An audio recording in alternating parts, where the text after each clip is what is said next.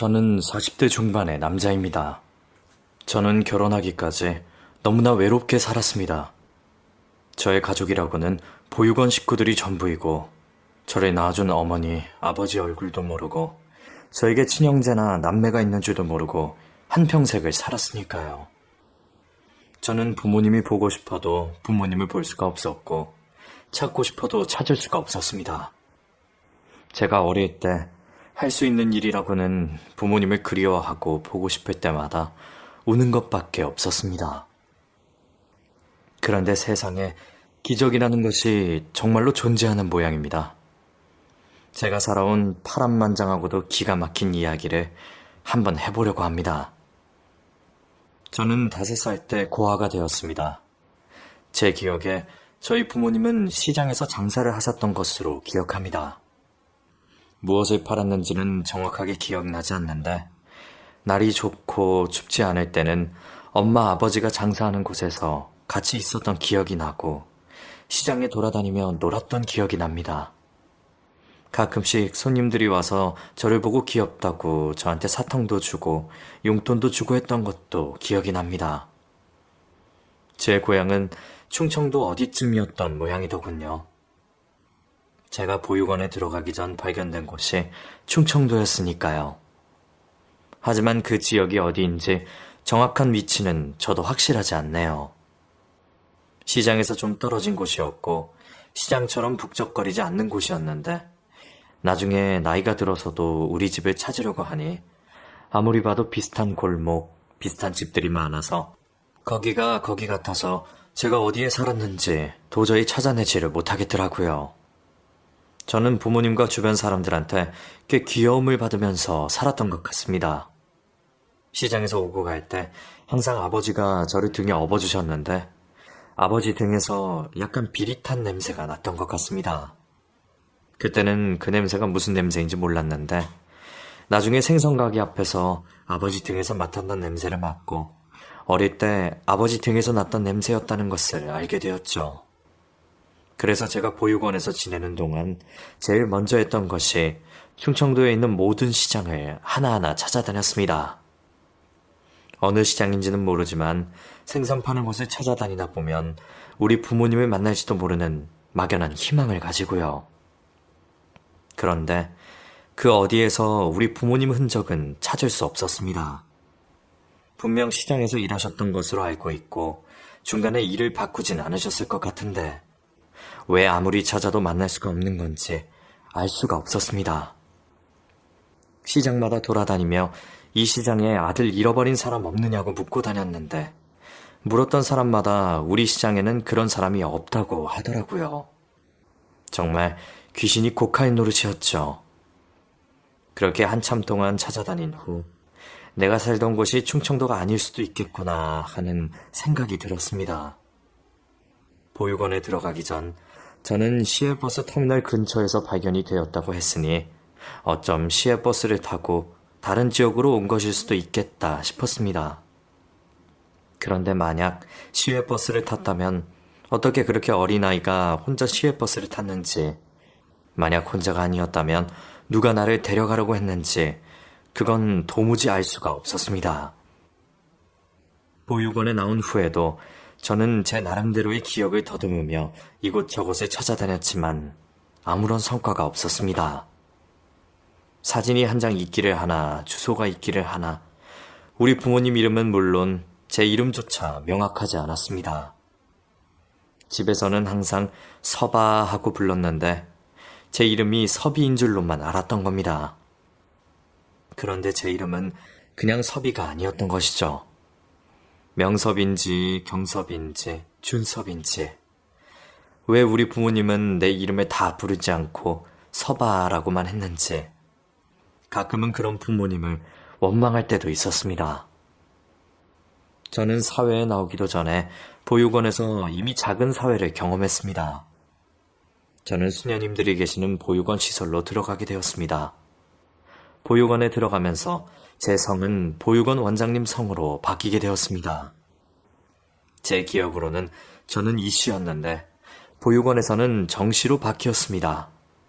그러니까 원래 제 이름 중에 2글자는 바뀌었고 오직 마지막 글자 섭자만 제 원래 이름 그대로 쓴 것입니다. 보육원마다 분위기가 조금 다를 수도 있는데 제가 있었던 보육원은 분위기가 좀 좋았던 것 같습니다. 나이 많은 형님, 누나들이 동생들을 잘 챙겨준다고 해야 할까요? 물론 가끔 형님들 기분을 건드리면 한 대씩 얻어맞을 때도 있었지만 학교에 가든 밖으로 나가든 보육원 형 누나들은 정말 제 친누나처럼 저를 보호해주고 저의 보호자가 되어주었습니다. 보육원에 사는 형 중에 공부를 엄청 잘하는 형이 하나 있었는데 그 형은 학원을 다닌 것도 아니고 과외를 받은 것도 아닌데 그냥 공부를 잘했습니다. 시험만 쳤다 하면 100점을 맞아서 오니 애들이 그 형 공부하는 거 방해할까봐 원장님은 항상 형을 불러서 원장실에서 공부하게끔 했습니다. 우리 보육원에서 제일 모범적인 형이었죠. 저는 그 형이 원장실에 들어가서 공부하는 모습이 그렇게 부러울 수가 없었습니다. 그 형이 하는 건 뭐든지 다 좋아 보이고 따라하고 싶었습니다. 그래서 저도 그 형처럼 엄청 공부를 열심히 했습니다. 제가 공부하면 공부에는 전혀 관심 없는 형들이 공부는 못하러 하냐며 제 뒤통수를 치고 가기도 했지만 저는 그래도 학교에서 내준 교과서를 닳도록 읽고 또 읽었습니다. 그러다가 초등학교 5학년 때 고등학생인 그 형과 같이 원장실에서 공부하게 되었는데 형은 제가 공부하다가 모르는 게 있으면 가르쳐 주기도 하고 형이 읽어보고 재미있는 책은 읽어보라고 권해주기도 했습니다. 형은 저의 롤모델이었고 그런 형이 제 옆에 있어서 너무나 다행이다 생각했죠. 저는 그 형과 공부를 해서 너무나 좋았지만 그 시간이 오래 가지는 않았습니다. 고등학교를 졸업하면 누구든 보육원에 나가야 했고 형도 예외는 아니었습니다. 형이 보육원에 나가기 며칠 전에 저한테 그러더라고요. 준서봐, 형은 여기서 나가고 나면 대학에 갈 거야. 대학 가서 공부 더 열심히 해서 사회에서 필요한 사람이 될 거야. 그리고 좋은 사람 만나서 결혼도 할 거고 아이도 낳을 거야. 내가 엄마 아빠 사랑이 뭔지 모르고 살아서 내가 아이를 낳으면 우리 아이들한테는 정말 잘해주고 최고로 좋은 아빠가 될 거야. 너도 그렇고 나도 그렇고 우리가 엄마 아버지가 누군지도 모르고 살았고 앞으로도 그럴 테지만 부모님을 원망하지는 마. 일부러 자식을 버리는 부모도 있지만 아이를 잃어버리고 애타게 찾는 부모들도 있잖아. 나는 우리 부모님이 그 중에 한 사람이라고 생각해. 우리 부모님이 일부러 나를 버린 게 아니라 어쩌다가 내가 길을 잃어버리게 되어서 그 후로 부모님과 헤어진 거라고. 물론 아닐 수도 있지만 그렇게 믿고 싶어. 우리 부모님을 원망하지 말자. 우리 담임 선생님이 세상에 자식을 버리고 싶은 부모는 없다고 했어. 내 부모님도 준섭이 너희 부모님도 그러실 거야. 분명 무슨 사정이 있었을 거야. 그러니 너도 부모님 원망하지 말고 공부 열심히 해. 나중에 혹시나 부모님 만나게 되면 그동안 잘 살고 있는 모습 보여드려야지. 형, 보육원 나가도 가끔 놀러 올게. 나 없다고 공부 소홀히 하면 안 된다. 알았지? 나이가 되면 보육원에 나가는 것은 당연한 일인데, 그리고 자주 놀러 오면 되는데, 저는 형이 나간다는 것이 너무나 슬펐습니다. 지금 생각하니 그때 뭔지는 모르겠지만, 뭔가 안 좋은 일이 일어날 것이라는 걸 느낌으로 느꼈던 모양이더라고요. 그 형은 그렇게 보육원을 떠난 뒤 1년도 안 돼 주검이 되어 돌아왔습니다. 낮에는 공부하고 새벽에는 배달을 했는데 자전거를 타고 가다가 차에 부딪혀서 운명을 달리한 것이었죠. 제가 태어나서 그렇게 서럽게 울어본 적이 없었던 것 같습니다. 제 부모님이 돌아가신 것만큼 가슴이 아프고 하늘이 무너져 내리는 기분이었습니다. 비록 보육원에서 만났지만 진심으로 친형처럼 생각했으니까요. 그 용이 죽고 난 후 저는 형이 했던 말대로 열심히 공부했습니다. 왜 공부를 해야 하는 줄은 몰랐지만 공부를 해야 덜 슬플 것 같았으니까요. 공부하다가 모르는 게 있으면 형 대신 선생님을 찾아가서 물어보았고, 제가 열심히 하는 걸 보고 선생님들도 저를 격려해 주셨습니다.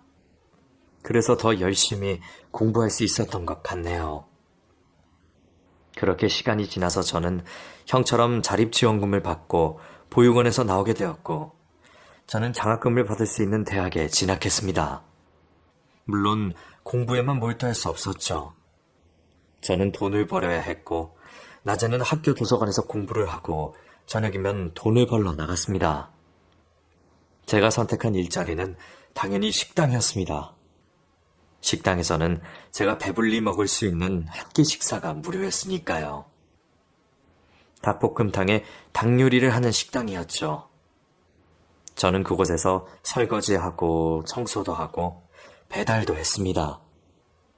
저는 식당에서 일하는 동안 밥 먹는 시간을 제외하고는 절대 자리에 앉아있지 않았습니다. 어디 지저분한 곳은 없는지, 설거지할 것은 없는지, 수시로 여기저기를 왔다 갔다 하면서 눈치껏 일을 했고, 열심히 하다 보니 사장님이 그 노력을 알아주시더라고요.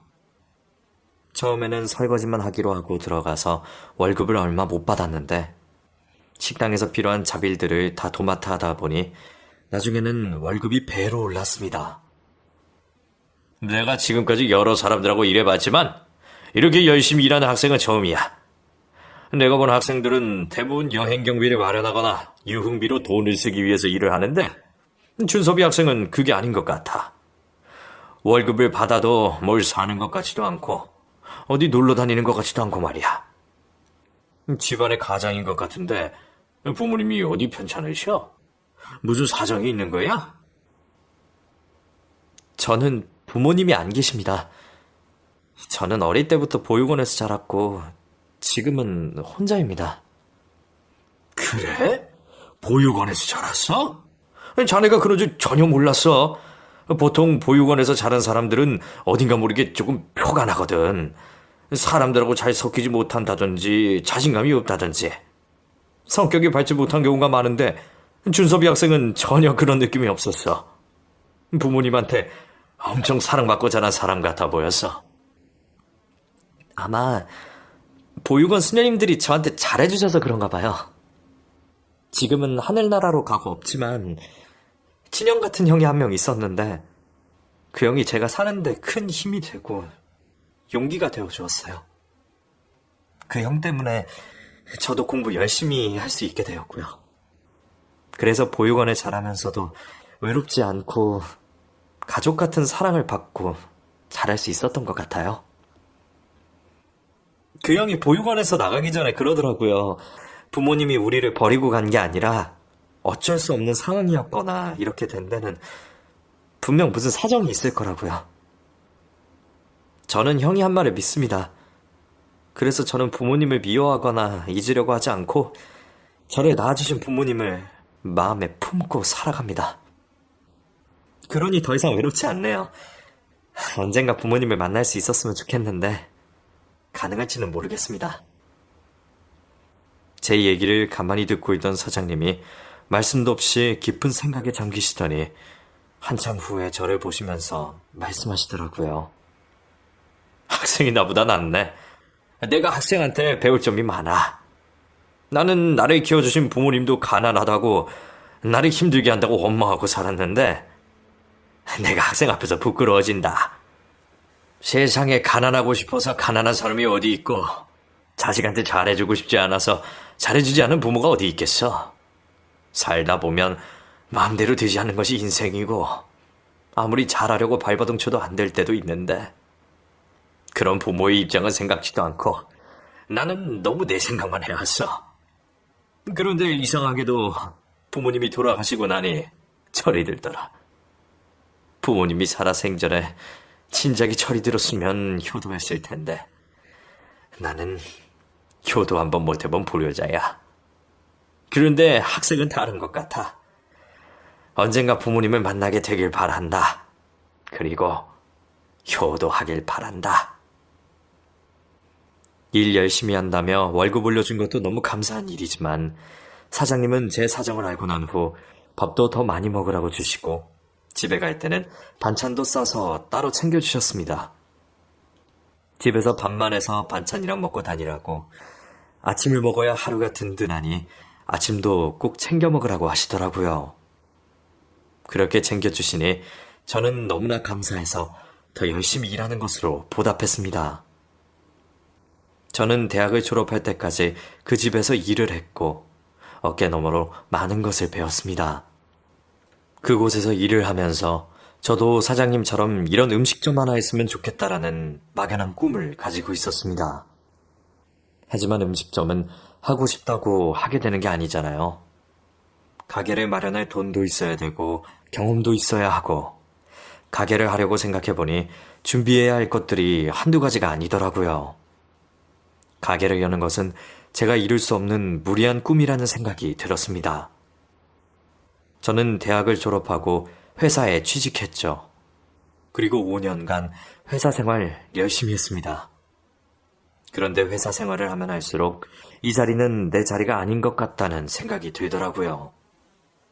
그냥 왠지 맞지 않은 옷을 입고 있고 여기 이 사람들과 나는 안 어울리는 것 같았습니다. 식당 사장님과 일할 때는 사장님이 내 식구 같다는 생각이 들었는데 회사에 들어가니 주변 사람들이 내 식구는커녕 저의 경쟁자처럼 느껴졌고 서로 위한다기보다는 서로 밟고 올라서기 바빴습니다. 회사 조직사회에서 버텨낼 수는 있었지만 점점 지쳐가는 기분이었습니다. 그럴 때마다 저는 예전에 일하던 사장님의 식당을 찾아가서 밥을 먹고 오곤 했는데 사장님 식당에 밥을 먹으러 갈 때마다 사장님은 메뉴 그대로 주신 적이 한 번도 없습니다. 늘 서비스고 다른 메뉴 하나씩을 더 주셨죠. 요즘 많이 힘들어 보이네. 회사 일이 많은 거야? 아니요. 그런 건 아닌데 아직 회사 일에 서툴러서 그런 모양이에요. 혀술에 배부를 수가 없지. 무슨 일이든지 그냥 익혀지는 법은 없어. 처음에는 다 깨지고 넘어지고 하면서 일 배우는 거야. 그러면서 나도 모르게 터득하게 되는 것도 있고. 그럴 때는 다른 거 다 필요 없어. 많이 먹고 힘내는 게 제일이야. 언제든지 밥 먹으러 와. 내가 줄게. 밥밖에 더 있겠어? 내가 메뉴 하나 더 얹어준다고 부담 갖지 말고 그냥 내 마음이다 생각하면 돼. 네, 고맙습니다. 그 얘기를 하는데 저도 모르게 눈에서 눈물이 핑 돌더라고요. 식당 일을 그만두고 나서 저도 모르게 제가 많이 힘들었던 모양입니다. 그리고 자꾸만 식당으로 돌아오고 싶다는 생각을 했죠. 회사 그만두고 식당을 차리고 싶었습니다. 그래서 고민하다가 사장님에게 솔직한 제 마음을 얘기했습니다. 식당은 밥이 있고 배고픈 사람들에게 밥을 주는 곳이라 그런지 식당에 있으면 마음이 푸근해지는 것 같아요. 사람들이 맛있게 배불리 먹는 모습도 보기가 좋고요. 그래서 저도 사장님처럼 식당을 하고 싶어요. 그런데 지금은 모아둔 돈도 별로 없고 어떻게 해야 할지 막막해서 지금 당장은 시작하지 못할 것 같아요. 그런데 나중에 언젠가는 꼭 한번 해보고 싶어요. 식당을 운영하고 싶으면 한번 해보는 것도 나쁘진 않아. 다른 일도 마찬가지지만 장사도 아무나 하는 게 아니거든. 먹는 장사도 적성에 맞아야 하는 거야. 준섭이는 내가 보니 장사를 좋아하는 것 같아. 손님들 비위로 잘 맞추고 부지런해서 주변도 늘 청결하게 할 줄 알고 말이야. 정말 장사가 하고 싶으면 조금 멀리 보고 우리 집에서 일을 본격적으로 배워보는 건 어때? 나도 요즘 나이가 드는지 건강이 자꾸 안 좋아지는 것 같아서 말이야. 식당에서 일하는 시간을 좀 줄이고 싶어. 여기서 일하면서 내가 자리를 비울 때는 내가 하는 일을 대신해줬으면 좋겠는데 내가 월급은 섭섭지 않게 챙겨줄게. 정말 그렇게 해도 되겠습니까? 그렇게 할 수만 있다면 저야 너무 좋죠. 사장님께서 자리만 마련해 주시면 정말 열심히 하겠습니다.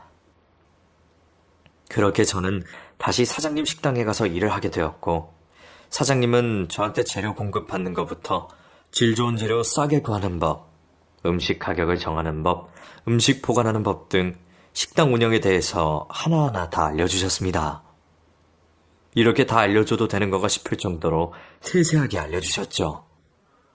그래서 하루는 사장님한테 물었습니다. 사장님께서 이렇게 저한테 자세히 알려주셔서 저는 너무 감사합니다만, 이렇게 오랜 시간 터득해오신 비법을 다 알려주셔도 됩니까? 흔히들 맛의 비결은 가족들한테도 안 알려준다고 하던데요.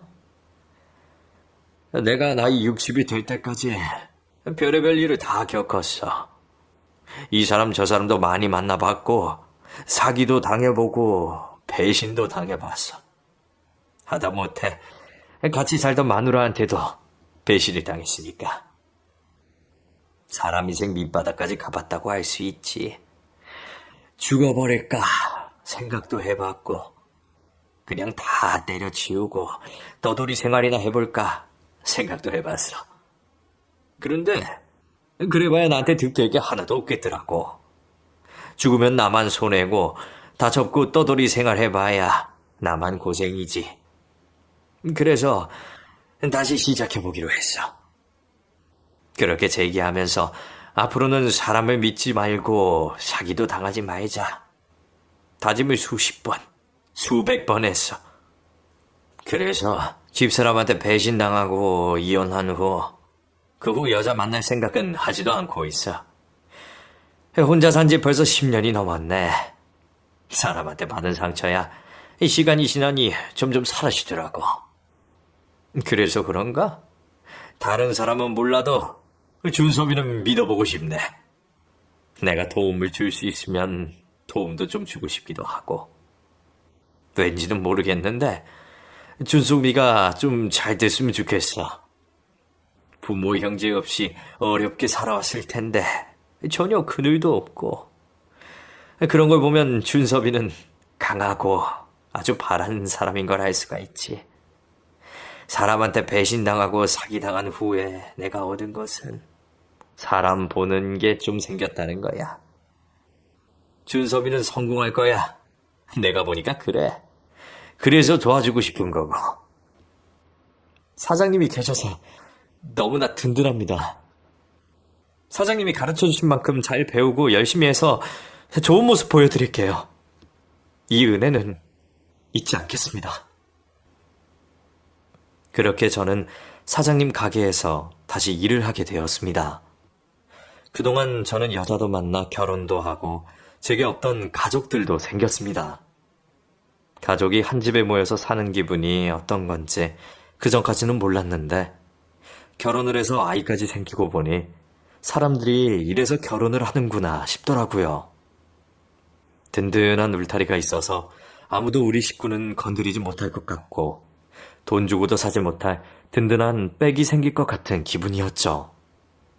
그리고 무슨 일이 있어도 성공해야겠다, 잘 살아야겠다는 생각이 들었습니다. 가족은 단순히 내 옆에 있는 사람들이 아니라 저에게 힘을 주고 용기를 주고 에너지를 주는 사람들이었습니다. 아내도 완전한 가정에서 자라지는 못한 사람입니다. 저처럼 보육원에서 자라온 사람은 아니지만 일찍 부모님을 여의고 할머니와 함께 살아온 여자였습니다. 그렇게 옆에 계시던 할머니도 저와 결혼하기 전에 돌아가셨고, 우리가 결혼할 즈음에는 그 사람도 저도 가족이라고는 하나 없는 혈혈단신이었죠. 그래서 이제 아내에게도 가족이라는 존재와 가족이라는 울타리가 더없이 소중하고 귀하게 여겨지는 모양이었습니다. 그렇게 저는 저에게 크고 작은 변화를 겪으면서 사장님 밑에서 10년이라는 세월을 보냈습니다. 그리고 10년째 되던 사장님이 월급을 주시고 난 후에 술 한잔 하자고 하시더라고요. 가게 운영하는 법도 다 알았고 배울 만한 것은 다 배운 것 같은데 왜 아직 독립을 안 하는 거야? 아직 자금이 부족한 거야?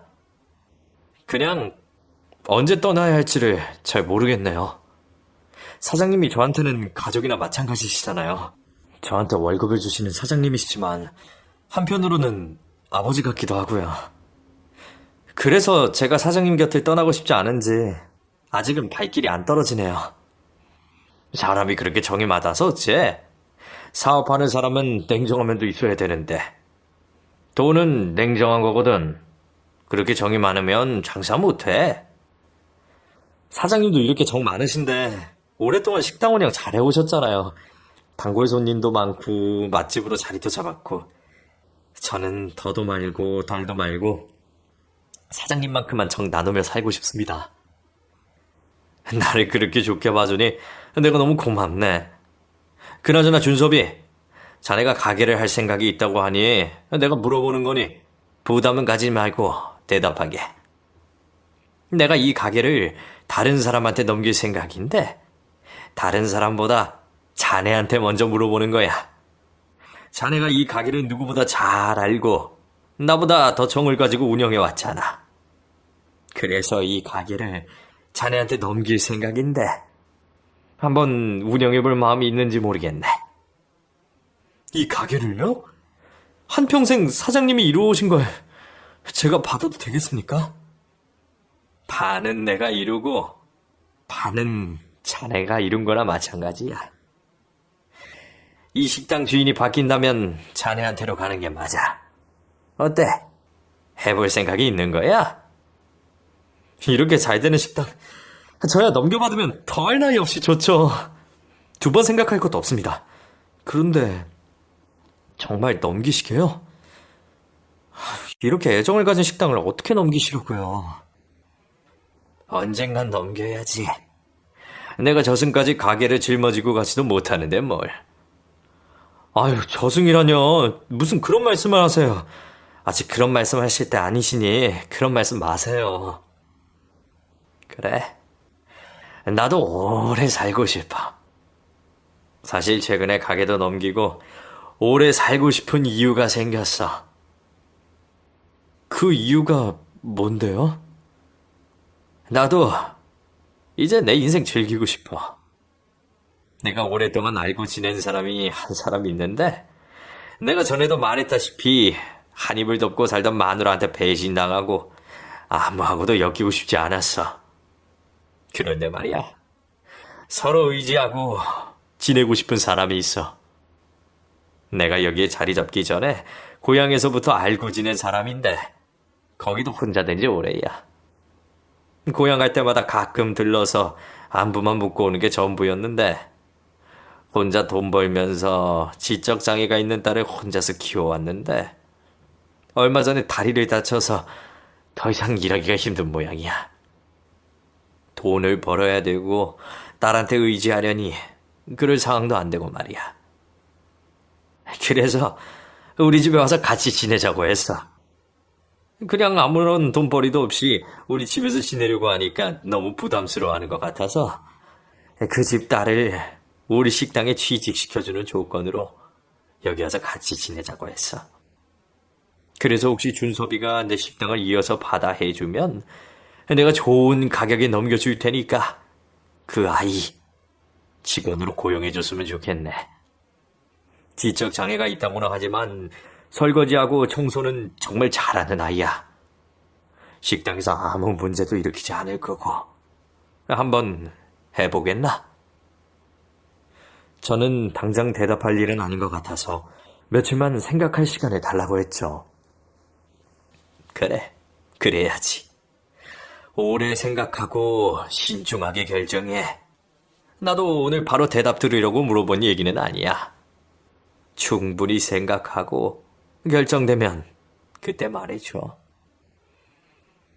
저는 그 얘기를 아내한테 가서 했고 아내는 가게를 물려받는 것도 지적장애가 있는 사람을 드리는 것도 적극 찬성하더라고요. 사회적인 약자와 장애인에게 일자리를 주는 건 정말 중요한 일 같다고요. 그리고 무엇보다 다른 곳에서 식당을 시작하는 것보다 여기서 시작하는 게 훨씬 수월하고 안정적일 거야. 단골 손님들도 다 알고 있으니 손님들도 익숙한 사람이 주인이 되면 좋고 당신도 홍보니 뭐니 애쓸 필요 없잖아. 나는 당신이 그 식당도 이어받고 그 여자분도 고용했으면 좋겠어. 아내가 그렇게 적극적으로 찬성하니 저도 쉽게 생각을 고치게 되었고 그 식당을 이어받기로 모든 계약을 완료시켰습니다. 그리고 2달 후 사장님이 얘기한 그 고향분은 사장님 집으로 이사를 들어오셨고 그분의 따님은 우리 식당에 일을 하기로 했습니다.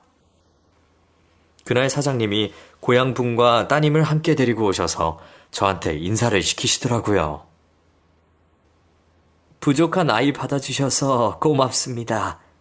가게에 누가 되지 않도록 열심히 하라고 잘 일러두겠습니다. 일 잘한다고 들었습니다.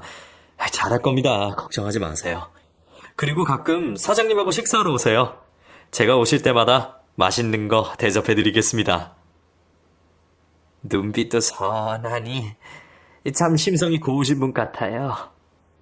우리 딸이 좋은 사장님 만난 것 같아서 정말 다행입니다.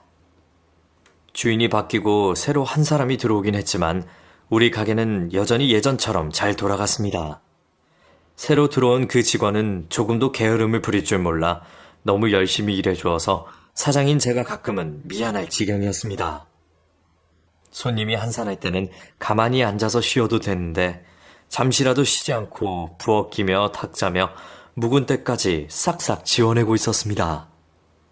제가 이 식당에 처음 왔을 때 오래오래 일하고 싶어서 그렇게 열심히 했는데 저 사람도 나와 같은 생각인가 보다 생각하니 마음이 짠하더라고요. 그래서 저는 무슨 날 되면 보너스도 챙겨주고 명절이 되면 떡값도 넉넉하게 챙겨주었습니다. 제가 도움을 줄 수 있는 방법은 그렇게 돈을 조금이라도 많이 주는 것밖에 없더라고요. 그러던 어느 날 사장님하고 고향분이 나란히 어디 외출해서 오셨는지 두 분이서 곱게 차려입고 오시더라고요. 두 분 어디 다녀오세요? 나들이 다녀오시는 길이세요? 나들이라기보다는 그냥 볼일 보고 오는 길이야. 무슨 볼일 보고 오셨는데요? 어디 멀리 다녀오셨어요? 제가 그렇게 묻자 사장님은 고향분 눈치를 한번 보셨고 고향분이 괜찮다는 신호를 보내니 그제야 저한테 뭐하고 오셨는지 말씀하셨습니다. 아, 이런 얘기 하기 좀 그래서 안 했는데 이 사람이 괜찮다고 하니까 뭐. 유전자 등록하고 왔어. 이 사람이 어릴 때 잃어버린 아이가 있어. 어릴 때 남편이 사고를 당하고 정신없는 사이에 아이가 사라진 모양이야. 남편은 병원에서 사경을 헤매지 옆에 있던 아이는 정신 차리고 보니 안 보이지. 그 집에서 난리가 난 거지. 하나밖에 없는 아들인데 그 아들 찾아다니려고 전국 방방곡곡 안 다닌 데가 없었다는데 결국은 못 찾은 모양이더라고. 집 주변에 전단지도 만들어서 돌리고 지역의 보육원도 연락해 봤는데 그런 애는 본 적이 없다는 거야. 그 애 아들 잃어버리고 남편까지 세상을 떠나고 말았어. 그런데 참 사람 인생이 기가 막히지. 뱃속에 아이가 생겼는데 남편은 뱃속에 아이가 있는지도 모르고 세상을 떠났던 거야. 이 사람이 남편 그리 죽고 아들 잃어버리고 무슨 낙으로 세상을 살겠어.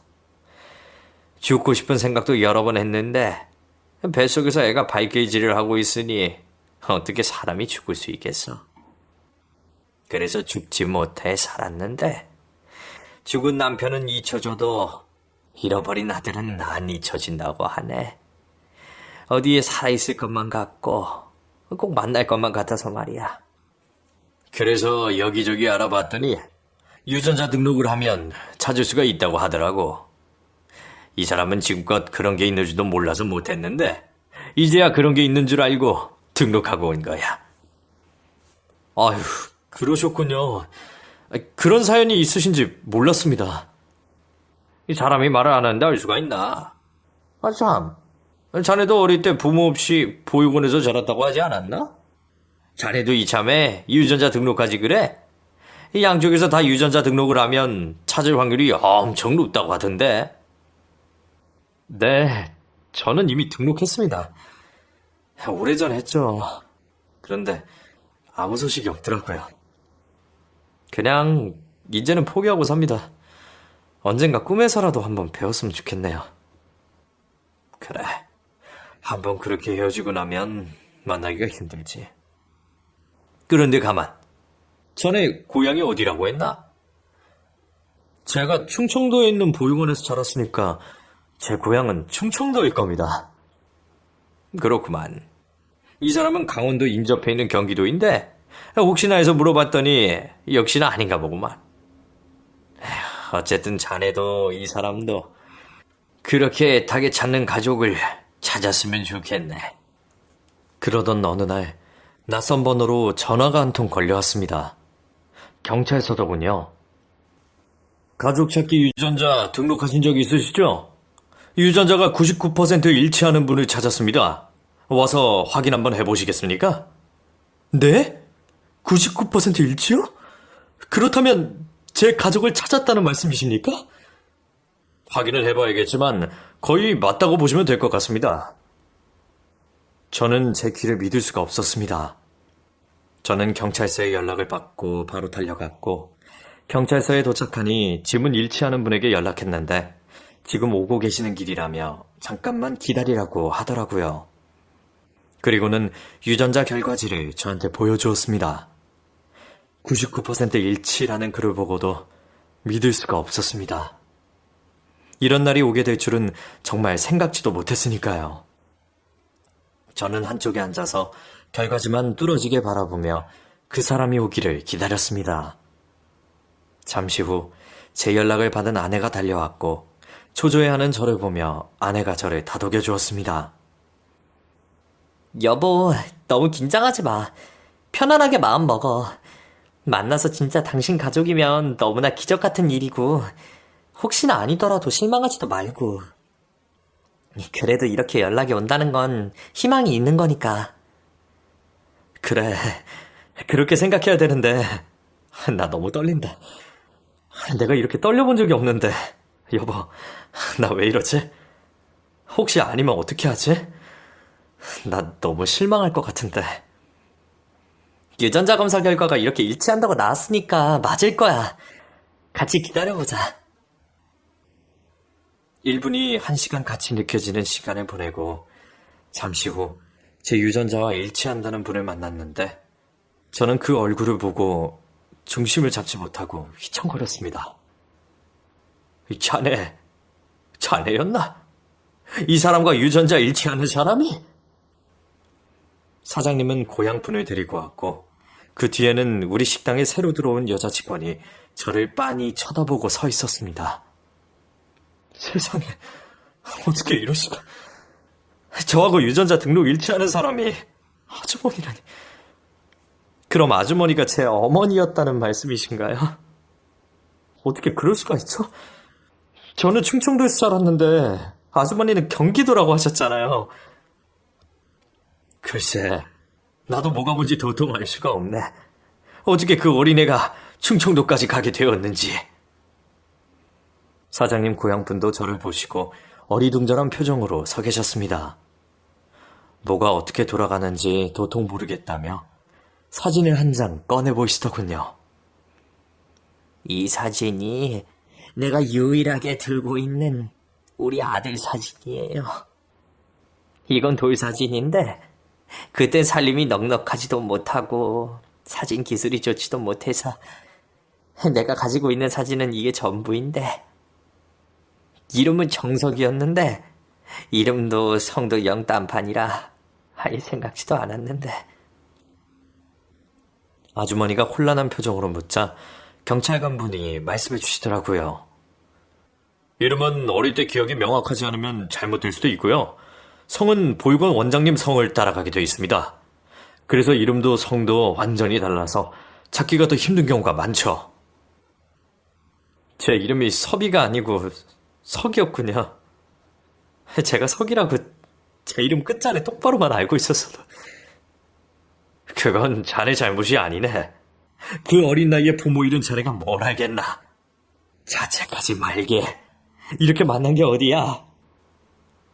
제가 어쩌지도 못하고 그 자리에 서 있자 아주머니가 저한테 자다가 와서 제 손을 잡고 제 얼굴을 만져보셨습니다. 어쩐지 저 눈빛이 왠지 낯설지가 않았는데 저렇게 선한 눈빛이 꼭 죽은 남편의 눈빛이 닮아서 설마 했는데 이렇게 만나게 되다니. 세상에, 이렇게 가까이 있는 줄도 모르고 생판 남인 줄만 알고 있었다니. 내가 그 어린 것을 잃어버리고 하루하루 사는 게 가시밭길이고 고통은 지옥에 있는 것 같았는데 이렇게 만나게 되다니, 이렇게 잘 커주었다니. 고맙다, 고마워. 이렇게 살아있어 주어서 고맙고 훌륭하게 자라주어서 고맙다. 아주머니는 참고 있던 눈물을 결국은 터뜨리셨고, 그 옆에 서 있던 아주머니의 딸은 아주머니가 울음을 터뜨리니 같이 울음을 터뜨렸습니다. 엄마, 울지 마. 엄마, 왜 울어? 그러면 나도 눈물 나잖아. 경아, 이 사람이 네 오빠다. 네 사장님이 네 오빠다. 내가 이제 죽어도 여한이 없다.